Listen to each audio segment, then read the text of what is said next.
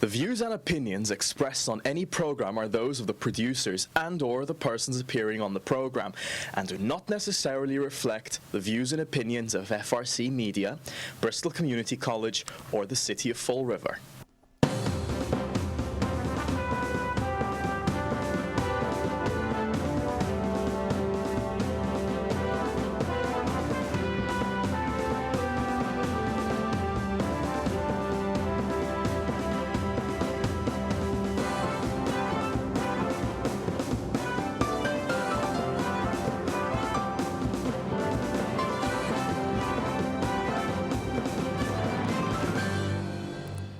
Sorry for the delay, people. I'm just not sure where anybody is this morning.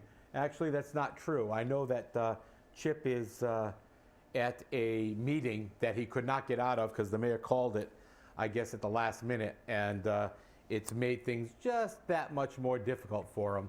And as you can tell, I have my co-host for this evening, or my guest co-host, Carlos Caesar. Not sure what mic you're on, Carlos, but... Well, I had to run. Yep. Lucky that I was on the building. You have company for this show. Well, it's not that we have nobody for the show. It's just that today's just a day from hell, and we're gonna get to it. A commentary was made earlier this morning, and it will be available online shortly. And some of you may have read my column from yesterday as well as to where is the spirit of cooperation. But I want to start right off the top with the State of the Republic address. And yes, that's what I called it, the State of the Republic address. You know, that was, and you know, if the phone line lights up, I'm going to take it because it might be the sixth floor screaming, because that happened as well. But it was a political Trump speech. It was a stump speech. There's no question about it in my mind. It was a stump speech. You know, you could almost say, and you know, I'm not saying that this is what happened, but you could almost say that the audience had plants. People screaming 2 more years, blah, blah, blah. You know, this is what we call the zombies. Zombies are the people who fall blindly in line with the administration, and they think that he can do no wrong. And it creates a severe problem for people. I mean, he has some great ideas, but I'm going to say something that a lot of people out there are going to start screaming about. So, you know, if you don't want to hear this, please turn your volume off. Yeah, put your fingers in your ears.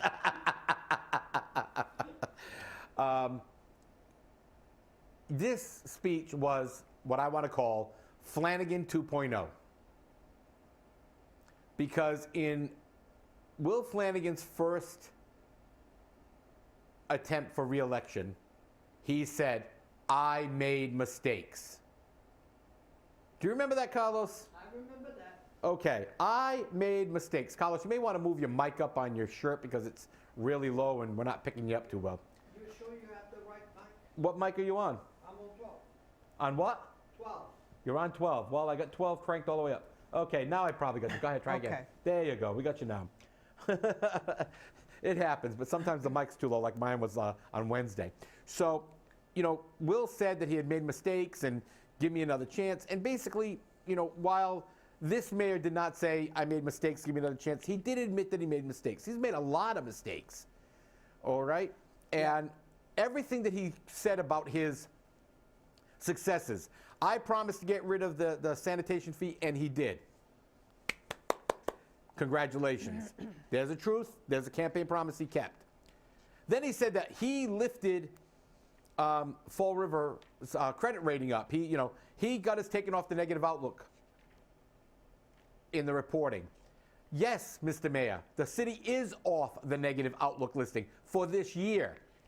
Because if you had exposed the full report, again, the misinformation, the half-truths, the fake facts, it said that the reason why the negative outlook was lifted, and I have a copy of the report, and I'll show it to anybody who wants to see it, is because of the free cash that was available in the budget this year from not your administration, from the Sutter administration. Mm-hmm. okay? And the outlook of potential new management styles. So I will give you half credit on that, but let's be realistic. There's currently an alleged, this is an allegation, so we're going to show you how good this finance is working. There's an allegation that things in the city cannot be done because, to quote a couple of department heads, employees in government center and elsewhere, we have no money. So we can't do maintenance, we can't do abandoned property, we can't do anything. But the mayor can turn around and try his damnedest to get a healthcare center open for employees to utilize instead of going to their doctor. And he's using every illegal tactic to get this to happen. He had Joe Castro call a PEC meeting today without the required time limit as governed by Mass General Law. 7 business day notice is to be issued. There wasn't one. It was issued on the 27th. It is, today is not 7 days. That meeting has since become informational only. It shouldn't have occurred at all. Somebody should have made a motion to adjourn because of a technicality, and everyone walked away. But no, because we've got the political rubber stamps in place, this is going to happen. And then the question comes out, and I'm not saying somebody is being paid off, but the question comes out, who's getting something out of this? Who's being paid off? What are you getting? Again, these are just questions. Mm-hmm. Well, let's talk about this very interesting meeting, or Straight of the City address, whatever you want to call it. To me, it was like a campaign rally. Yeah, it was. It was more a campaign rally that actually, because and the first thing that you said, I want to work with the city councils. I made mistakes, but I want to move forward. I knew when I sit on that, and this is stuff that a lot of people don't know, and that's why I love politics. It's the behind the scenes actions that people don't know. When I went to that meeting and I sit down, I already knew that let's start a new fresh start and all of that. At noontime, Ray Mitchell was on WSAR and mentioned something about that he talks to female city councils with the 4-letter word. That speech that he did was already done by noontime. And on that speech was, I did mistakes, I want to work with the city councils. The thing is, between the noon hour and the 6 o'clock hour, or the 7 o'clock hour, he called the city council and he said to the city council that he was going to sue him because it was a lie that he never called and he never talked to the city councils with the 4-letter words that we all know that he did. Okay? So how can you, been practicing your speech, because I know I practice my speech for Toastmasters, I have to read them, 3, 4, 5 times. How that I'm practicing for my speech that I'm saying I want to work with the city councils when between that time, 12 noon and 6, I called the city council and I threatened them that I'm going to sue them. You know what I'm saying? I mean, it's this stuff that really doesn't make sense. Another thing is, and the fact that I know he has his supporters, and some of them are my friends. I don't know if we're going to still friends by the end of the year, but as right now, I have a lot of friends that mayor supports. That is not the place to stand up and scream at the top of your lungs, 2 more years, 2 more years. Because guess what? You made people uncomfortable on that room And that people work for the city. And people I was called yesterday, WSAR, saying the whole room stand up. No, I was there. I never stand up. I stand up one time, and one time only that I stand up, and was when he appreciates the veterans.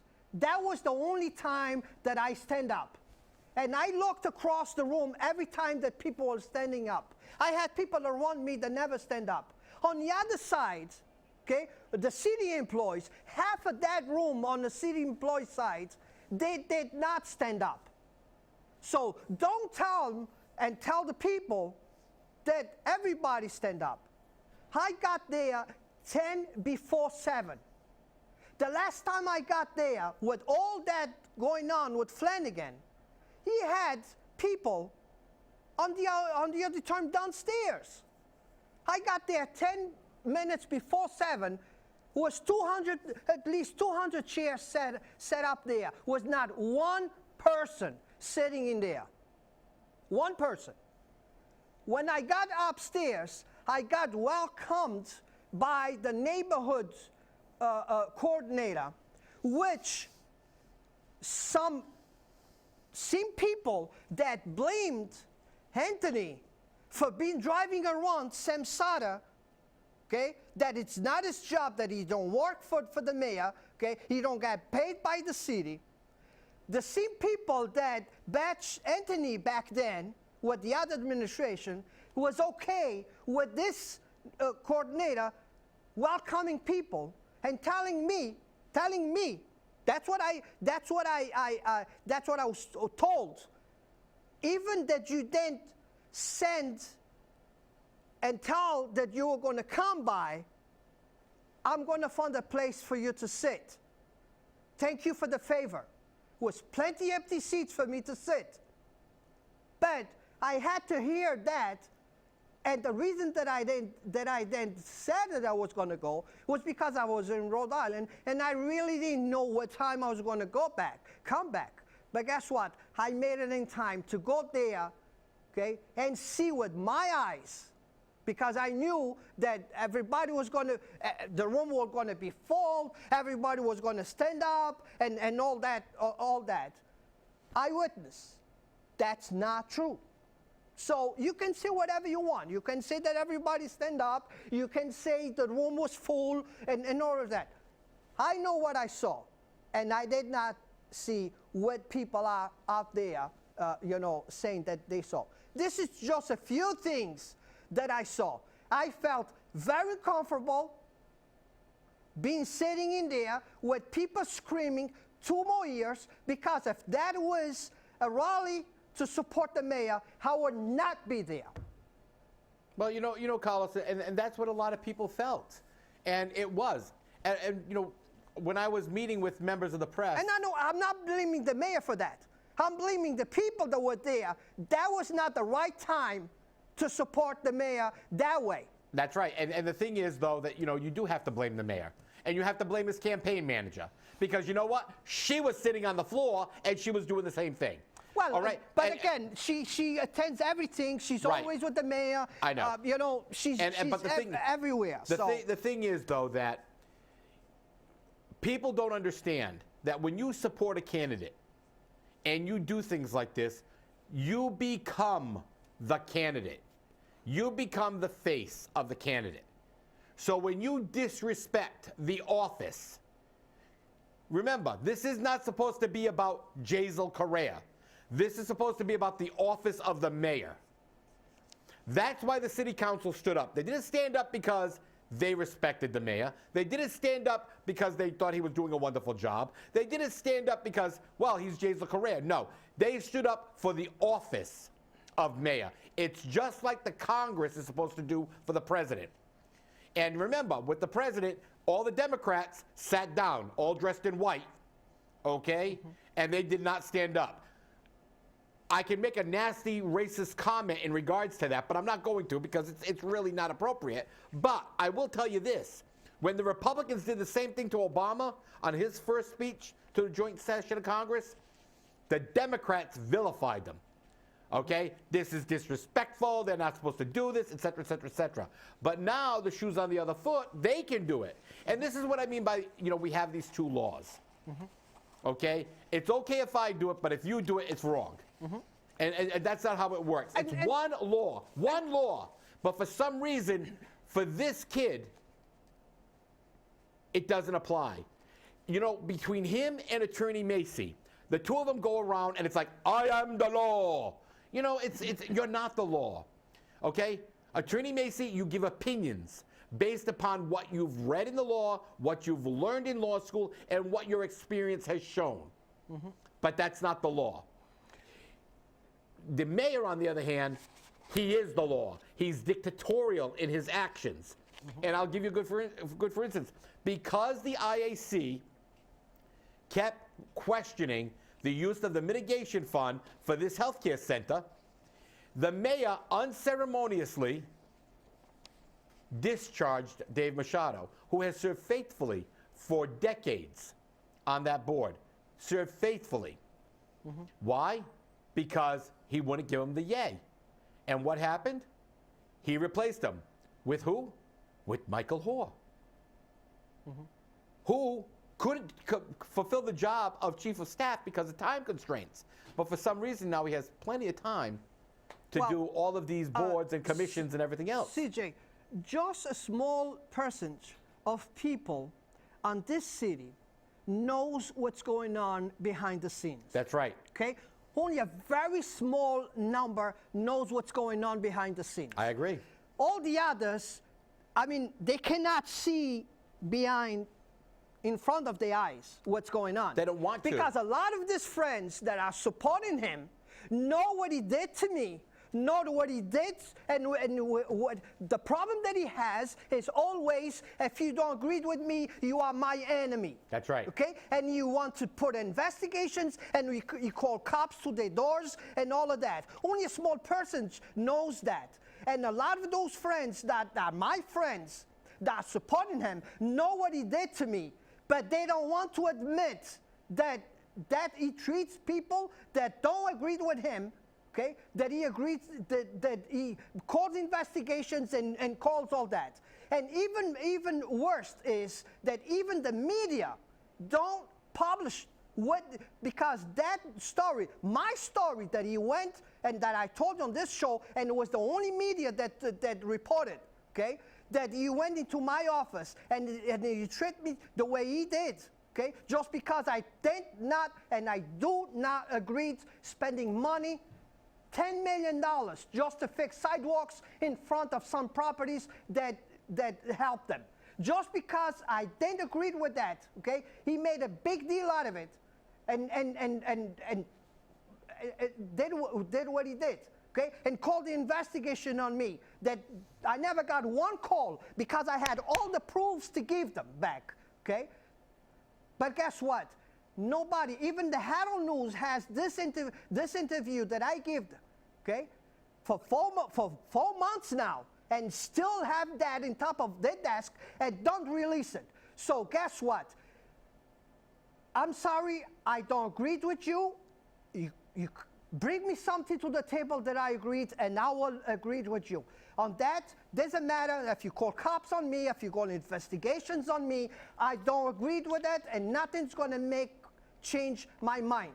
Because I sat on the city council floor, I had the experience before. They spent $2 million on Pleasant Street. The excuse is to move on and to bring more people to Pleasant Street and to sell the abandoned buildings. Guess what? It's 10 years. It was 10 years ago, and the abandoned building's still there. The problem's still there. Okay, and then to have his campaign manager on my office saying that because I don't agree with it, they have to go to my neighborhood and tell everybody that the mayor's not going to put a project, a streetscapes project on my neighborhood because I don't agree with it, and I have to hear this from somebody that don't even live in the city? No. So guess what? Everything to do, and here's one more message, and CJ, you started this. So after the campaign came, and this is not, I'm not saying that I'm agreeing with Cabeceras, but Cabeceras has the same rights that I do and anybody does on this city to run for the office, okay? And he had no rights to tell me that I don't care if you run or if you don't run, I'm still going to win because I'm doing what the people want to do. That's what the mayor told me, okay? During that meeting that, you know, never came out. The interview was done, but never came out. So guess what? I don't agree. If you're running for city council and selling tickets for the mayor, don't come for my vote. And I will make sure that my friends will not vote for you because you have an agenda running for office.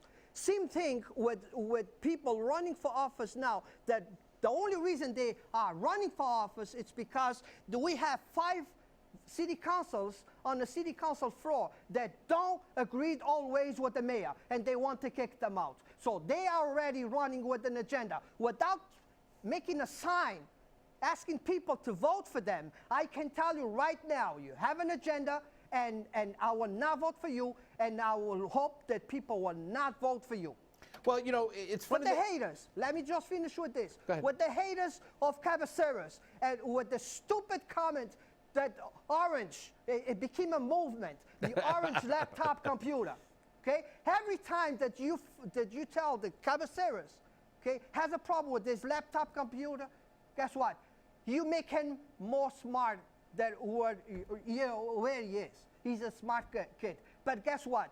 Just being against him because of the color of his computer is making him a point, and it's making him smarter than you. Well, you know, Carlos, this is the big problem. And, you know, the people in Fall And River... this is not an endorsement. No, I know it's not an endorsement. And I know you're not running for mayor. But the problem that we have is people walk around with these glasses on, you know, these tunnel vision glasses, and they don't look at the big picture.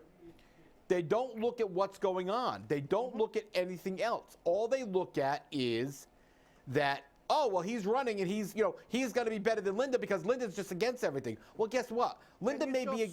Can you just pick up on your screen? I know who's here. I saw him. Okay, Yeah. just pick up on your screen. We're going to have to arrange a table here. Right, you know, I just wanted to, you know, there he is.